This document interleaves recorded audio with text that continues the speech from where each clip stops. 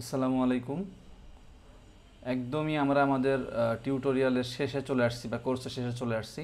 আজকের ভিডিওর মাধ্যমে আমাদের পোস্টগ্রেসকিউএলের সকল ফাংশনালিটি বা সকল বেসিক কমান্ডগুলো শেষ হয়ে যাচ্ছে আর কি। তো আজকে এই ভিডিওতে আমরা ডিলিট এবং ড্রপ দেখব। গত ভিডিওতে আমরা আপডেট অ্যান্ড হচ্ছে যে অল্টার দেখেছি, তো ওইটার মতোই কিছুটা সিমিলার। তো সেই ক্ষেত্রে হচ্ছে যে আমাদের আপডেটটা কাজ করতো ডাটার ক্ষেত্রে, সেম আমাদের ডিলিট কাজ করবে ডাটা বা রোর ক্ষেত্রে, ড্রপ কাজ করবে হচ্ছে যে আমাদের টেবিলের ক্ষেত্রে। তো এই ভিডিওর মাধ্যমে আজকে আমাদের সব কিছু শেষ হয়ে যাচ্ছে পোস্টগ্রেসের। এরপরে যদি আপনাদের কোনো বিষয় বুঝতে সমস্যা হয় তাহলে আমাদেরকে জানিয়েন, আমরা অবশ্যই সেটা নিয়ে একটা ভিডিও দেওয়ার চেষ্টা করব। তো চলেন তাহলে আমরা একদমই কোডে চলে যাই এবং দেখে ফেলি ডিলিট এবং ড্রপটা কিভাবে কাজ করে। আচ্ছা, আমাদের কিন্তু গত ভিডিওতে আমাদের টেবিলের নেমটা চেঞ্জ হয়ে গেছে, চেঞ্জ হয়ে কী হয়েছে, আমাদের এখন কাস্টমার হয়ে গেছে। আমাদের আগে ছিল ইউজার্স, এখন আমরা চাইলেও এইখান থেকে হচ্ছে ডাটা পাবো না, ইউজার্স দিয়ে আমরা কাস্টমারদের ডাটা পেতে হবে। এখন আমি কাস্টমারদের দেখি কী কী ডাটা আছে। আমার এখানে মোটামুটি 14টা ডাটা আছে। এখন আমি ডিলিট করতে চাই, ঠিক আছে। আমি প্রথমে হচ্ছে যে ডিলিটের কয়েক রকমের আছে, ধরেন আমি একটু যদি বলে দেই তাহলে প্রথমটা হচ্ছে যে আপনার প্রথম ডিলিটটা হচ্ছে আমাদের একদমই একটা টেবিলের সকল ডাটা ডিলিট করে দেওয়া। Delete all data from table. আচ্ছা, এইটা গেল। 2 নাম্বারটা কি হবে? 2 নাম্বারটা হচ্ছে যে আমাদের কোনো নির্দিষ্ট একটা ভ্যালুকে বা নির্দিষ্ট একটা রেকর্ডকে আমরা হচ্ছে ডিলিট করতে চাই। Specific record delete. 3 নম্বরে আমরা দেখবো হচ্ছে মাল্টিপল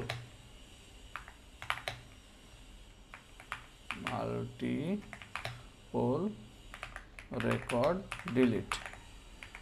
আচ্ছা, 4 নম্বরে কি দেখা যায়? 4 নম্বরে হচ্ছে যে আমরা দেখে ফেলবো ড্রপ টেবিল।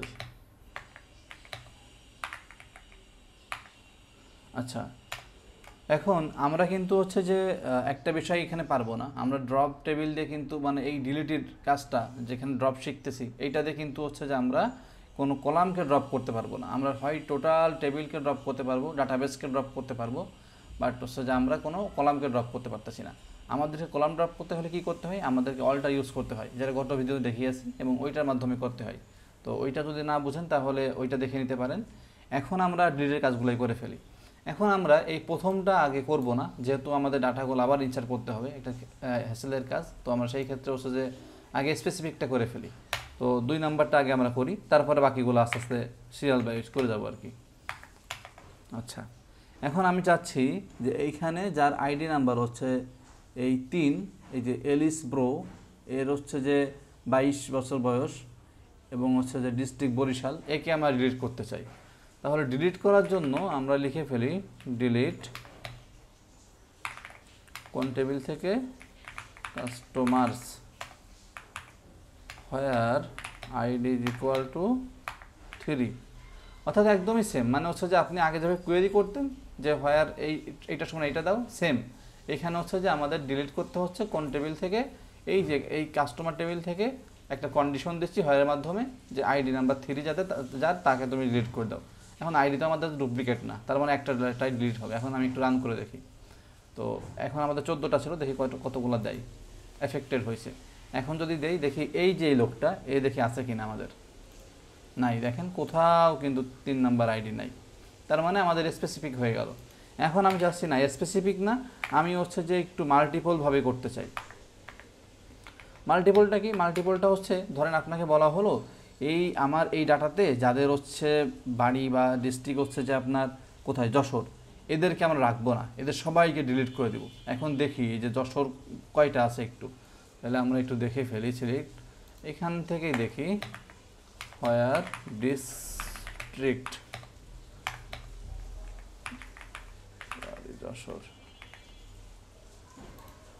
যশোরের 2 জন আছে আমাদের। এখন আমি চাচ্ছি এই 2 জনের ডিলিট হয়ে যাবে, একজনের আইডি 6, একজন আইডি 12। এখন আমি চাচ্ছি 3 নম্বরে multiple delete from customers where district is equal to Jessore. তার মানে এই যশোর যাদের থাকবে সবারটা ডিলিট হয়ে যাবে। আর এইটা আমরা দেখি করতে পারি কিনা এফেক্টেড। এখন যদি দেই কেউ নাই কিন্তু যশোরের, তার মানে আমরা মাল্টিপল করতে পারলাম। এখন হচ্ছে যে আমাদের কাজ এই যে delete all data from table, এটা কিভাবে করব? এটা করার জন্য কন্ডিশন লেখা যাবে না। এটা করার জন্য কি করতে হবে? জাস্ট আপনাকে এই যে এইটুকু লিখতে হবে সিনটেক্স। এই কন্ডিশন না লিখলে আপনার টোটাল ডাটাগুলো এখানে রিমুভ হয়ে যাবে। তো আমি সেটা একটু দেখাই, দেখি আগে ডাটাগুলো আছে কিনা। হ্যাঁ, ডাটা কিন্তু আমাদের আছে। এখন আমরা লিখে ফেলি ডিলিট ফ্রম কাস্টমার্স, দেখি কি হয়। এফেক্টেড মানে ওইটা আমাকে ভিএস করে একটা আমাকে ওয়ার্নিং দিচ্ছিল যে আপনি কন্ডিশন ছাড়া করতে চাই কিনা। আমি বললাম হ্যাঁ করতে চাই। এখন দেই, এক ডাটাও কিন্তু নাই। ঠিক আছে, এখন এই টেবিলটাই ড্রপ করে দিব। ঠিক আছে, এই টেবিলটা আমাদের মনে হচ্ছে না এটা ঠিক হয় না, এই টেবিলটা আমাদের নতুন করে করা দরকার। ড্রপ কি করব আমি? ড্রপ টেবিল, কোন টেবিলটা? কাস্টমার্স। এখন কি কাস্টমার নামে কিছু আছে? না, দেখেন নাই। তারপরেও যদি মনে হয় এইখানে যান, এইখানে চলে যান, অ্যান্ড এইখান থেকে হচ্ছে যে আপনার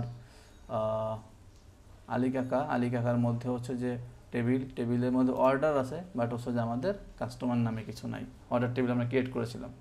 তার মানে আমাদের হচ্ছে যে এই 4টা কাজ শেষ। অর্থাৎ আমরা ডিলিট করব ডাটার ক্ষেত্রে বা রোর ক্ষেত্রে, ড্রপ করব হচ্ছে টেবিলের ক্ষেত্রে। আর আমরা যদি শুধু সিনটেক্স এইটুকু লিখি তাহলে এই টোটাল ডাটাটা আমাদের টেবিল থেকে রিমুভ হয়ে যাবে। আর যদি আমরা কন্ডিশন ইউজ করি তাহলে কন্ডিশন আলোকে হবে। এখন যদি আমরা এখানে স্পেসিফিক এবং ইউনিক কন্ডিশন দিই তাহলে স্পেসিফিক ওই ডাটাটা আমাদের ডিলিট হবে। আর যদি ডিলিট মেনি করতে চাই, যেটা আমাদের যে নো এসকিউএল আছে, ডিলিট মেনির প্রয়োজন নাই আমাদের এসকিউএলে, জাস্ট ওই কন্ডিশন যারা যারা পড়বে তারা সবাই ওই সেম সিনটেক্সে ডিলিট হয়ে যাবে। তো এটাই ছিল আমাদের ভিডিওটা, এবং এই ভিডিওর মাধ্যমে আমাদের পোস্টগ্রেসকিউএলের কোর্সটা শেষ হয়ে গেল। নেক্সটে আমরা প্রিজমা নিয়ে কথা বলবো। সেই পর্যন্ত ভালো থাকেন। আসসালামু আলাইকুম।